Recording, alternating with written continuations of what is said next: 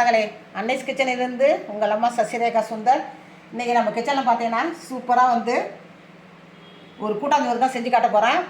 இது ரொம்ப அருமையான சாப்பாடு. பார்த்தீங்கன்னாக்கா இதில் பார்த்தீங்கன்னா எல்லா வித வெஜிடபிள்ஸும் போடுறதால எல்லா சத்தும் நமக்கு எல்லாருக்கும் வந்து சேரும். நான் என்ன பொருள் வச்சேன்னு பார்க்கலாமாங்க.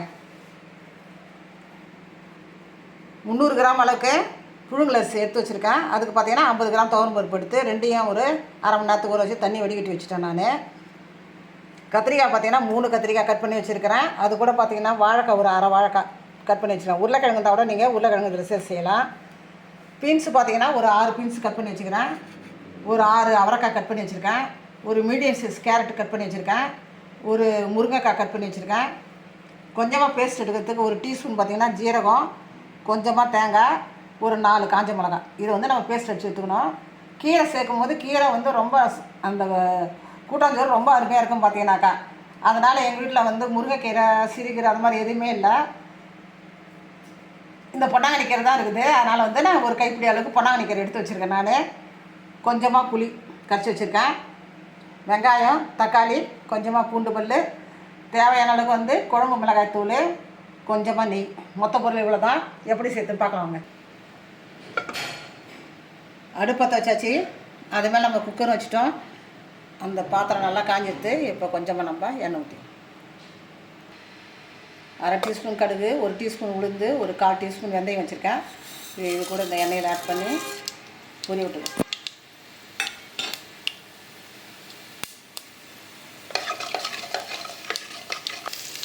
கொஞ்சமாக பெருங்காயத்தூள் போட்டுக்கலாம்.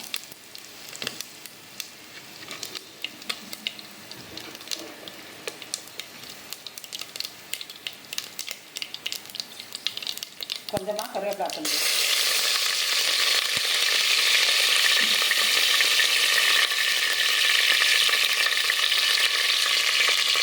இதுக்குள்ளே பார்த்தீங்கன்னா வெங்காயம்,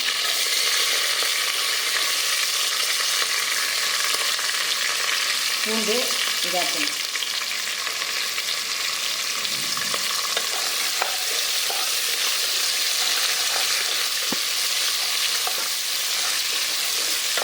ஒரு 5-6 பூண்டு பல், ஒரு பெரிய வெங்காயம் ஒன்று போட்டிருக்கேன். தக்காளி பார்த்தீங்கன்னாக்கா ஒரு மீடியம் சைஸ் தக்காளி 3. 300 கிராம் அரிசி, ஒரு 50 கிராம் துவரம் பருப்பு, அவ்வளோதான் நான் எடுத்தது. அதுக்கு தான் இந்த பொருளாக எடுத்து வச்சுருக்கேன். தக்காளி இதில் ஆட் பண்ணிக்கணும்.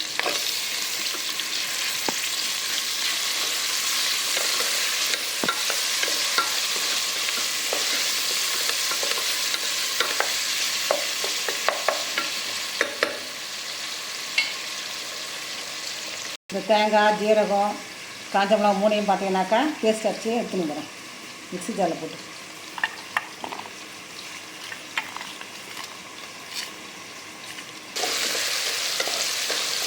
வெங்காய தக்காளிலாம் நல்லா வதங்கிட்டு இப்போ பார்த்தீங்கன்னா பீன்ஸு, அவரைக்காய், கேரட்டு, முருங்கை எல்லாத்தையும் ஆட் பண்ணிக்கலாம்.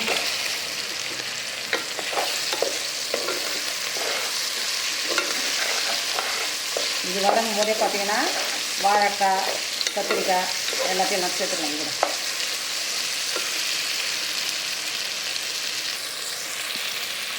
கத்திரிக்காய், வாழைக்காய் மட்டும் பார்த்தீங்கன்னா நம்ம கட் பண்ணிவிட்டு தண்ணியில் தான் போட்டுக்கணும். அப்போ தான் கலர் மாறாமல் இருக்கும். இல்லை வேணுனாக்கா கருப்பாயிடும். பார்த்தீங்கன்னா கத்திரிக்காயும் சரி வாழைக்காயும் சரி தண்ணியில் போடுறத வெளில வச்சுருந்தோம்னா கருப்பாயிடும். இன்னும் உருளைக்கிழங்குலாம் கூட போடுறதா இருந்தால் நீங்கள் போட்டுக்கலாம்.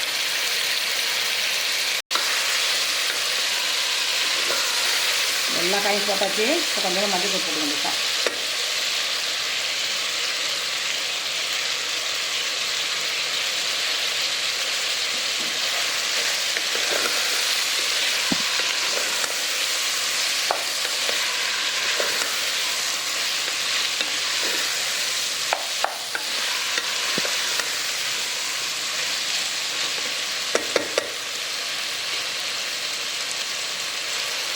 வீட்டில் பார்த்தீங்கன்னா முருங்கைக்கீரை, சிறுகீரை, அரைக்கீரை எது இருந்தாலும் நம்ம ஆட் பண்ணலாம். இதில் எங்கள் வீட்டில் பார்த்தீங்கன்னா பொன்னாங்கண்ணி கீரை தான் இருந்தது.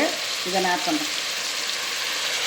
ஏதாவது கீரையை வந்து இதில் சேர்க்கும்போது டேஸ்ட்டு சூப்பராக இருக்கும். பார்த்தீங்கன்னா உடம்புக்கும் நல்லது, அதே சமயம் டேஸ்ட்டும் சூப்பராக இருக்கும்.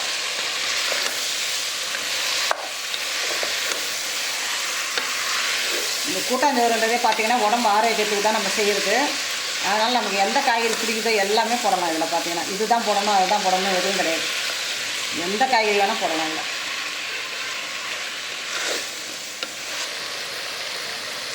இந்த தேங்காய், ஜீரகம், காஞ்ச மிளகாய் இதெல்லாம் அரைச்ச பேஸ்ட் இதெல்லாம் ஆட் பண்ணிக்கலாம்.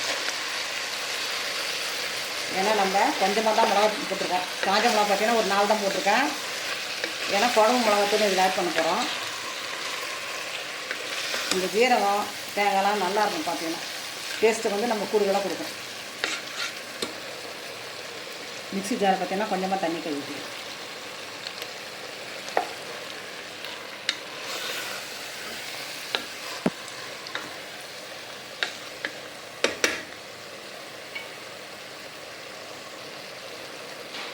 ஏற்கனவே 4 காஞ்ச மிளகாய் சேர்த்ததால் குழம்பு மிளகாத்தூள் பார்த்தீங்கன்னா கொஞ்சம் திட்டமாக போடும். ஒரு 1.5 டீஸ்பூன் அளவுக்கு போட்டால் போடும்.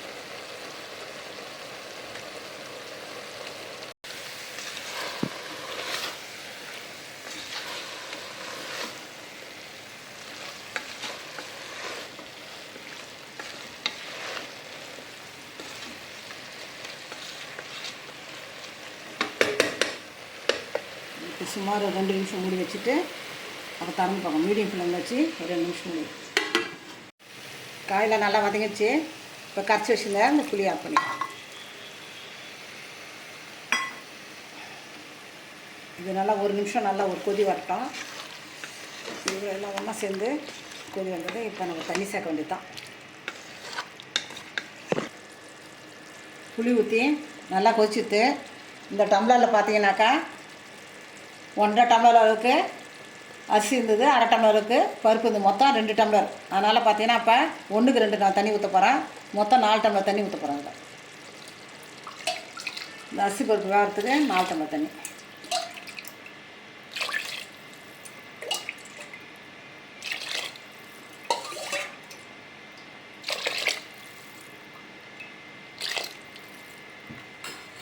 இதுக்கு தேவையான அளவுக்கு நம்ம ஆட் பண்ண வேண்டியதான். இப்போ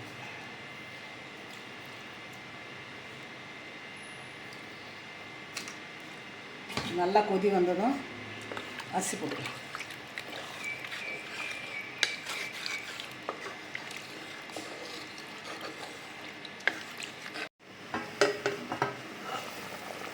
தண்ணி பார்த்தீங்கன்னா நல்லா கொதிச்சுட்டு அரிசியும் பருப்பையும் நம்ம போட்டு வேண்டியது தான்.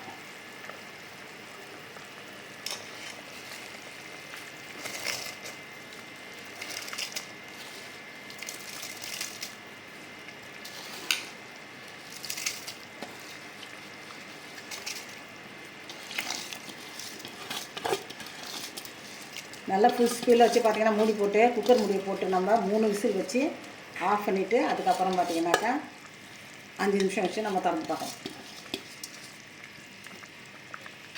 அரிசி பருப்பெல்லாம் போட்டாச்சு. நல்லா ஒரு கிண்டிக்கலாம்.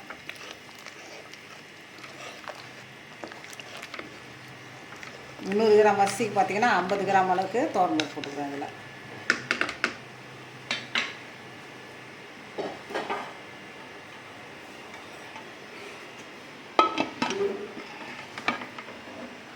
குக்கர் மூடியாச்சு. இப்போ நம்ம வெயிட்டை போட்டு ஃபுல் ஸ்பீடில் வச்சு பார்த்தீங்கன்னாக்கா 3 விசில் கொடுத்து ஆஃப் பண்ணிடலாம். 3 விசில் அடிச்சுட்டு இப்போ நம்ம கேஸ் ஆஃப் பண்ணிட்டோம். ஆஃப் பண்ணிட்டு ஒரு 5 நிமிஷம் வச்சு திறந்து பார்க்கலாம். 5 நிமிஷம் எடுத்து 3 விசில் எடுத்துருவோம்.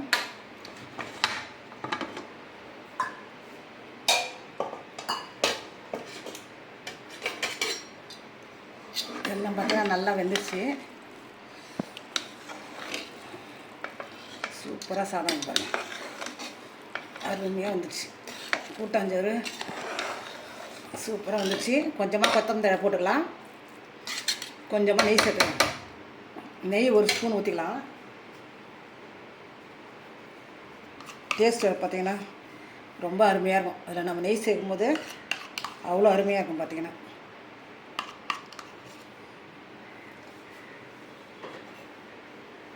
கொஞ்சமாக கொத்தமல்லி தழை.